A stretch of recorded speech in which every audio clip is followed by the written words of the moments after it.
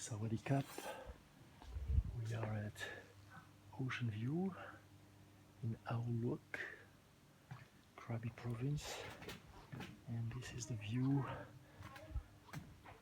Low tide, super quiet waters, no wind, 35 degrees centigrade today, and the sun is still a bit high. We're gonna set in a couple of hours. Look at all these muddy beaches and then mangrove, so obviously very rich in shrimp and crabs and shells.